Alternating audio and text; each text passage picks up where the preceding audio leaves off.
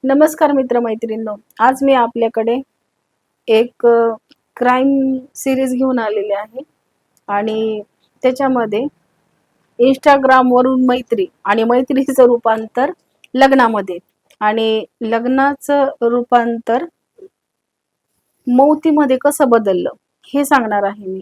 एक 19 वर्षाची मुलगी मनीषा कुमारी आणि 20 वर्षाचा युवक दिलखुश कुमार।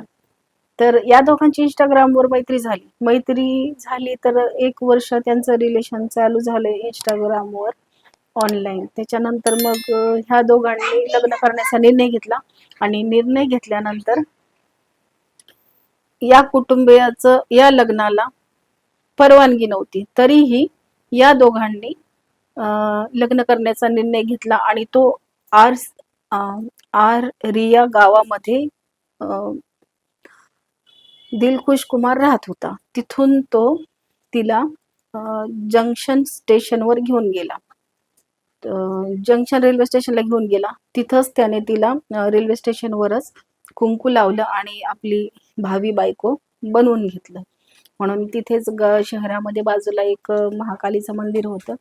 तर मग ते दोघे जणे पायी पायी जात होते महाकालीच्या दर्शनाला, की तिचा आशीर्वाद घेऊन आपल्या पुढच्या संसाराला वाटचालीला लागावं म्हणून।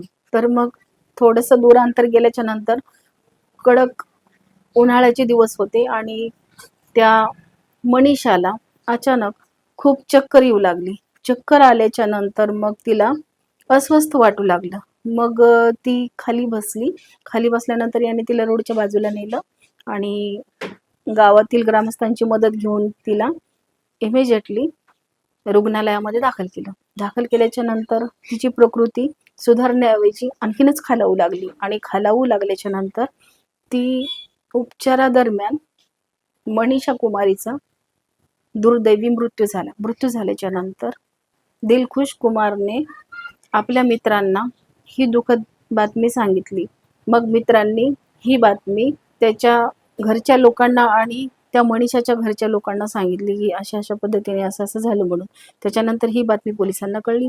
पोलिसांना कळल्यामुळे मग पोलिसांनी घटनास्थळी जाऊन तिथं भेट दिली। दिलखुश कुमारला अटक केली आणि अटक केल्यानंतर दिलखुश कुमारला आता कस्टडीमध्ये ठेवण्यात आलेला आहे आणि मनीषाची डेड बॉडी पोस्टमॉर्टमला ठेवलेली आहे। आणि आता मनीषाची जोपर्यंत पोस्टमॉर्टम रिपोर्ट येत नाही तोपर्यंत कुठल्याच निष्कर्षावर आपल्याला पोहोचता येणार नाही। त्याच्यामुळे हे जी स्टोरी आहे ती सस्पेन्सच आहे आणि पोलीस पुढील तपास करत आहेत। तर मित्रहो, आपण ही वाट बघूया की पोस्टमॉर्टम रिपोर्टमध्ये काय होतं आणि काय नाही, की त्या एका निष्पाप जीवाचा का बळी गेला, का घेतला गेला, की याच्या पाठीमागं अजून काय रहस्य आहे, या दुर्दैवी मृत्यूचं कारण काय आहे याचा खुलासा पोस्टमॉर्टम रिपोर्ट आल्यानंतर आपल्याला कळणार आहे। उद्या अशीच एक स्टोरी घेऊन तुमच्या समोर येईल। धन्यवाद।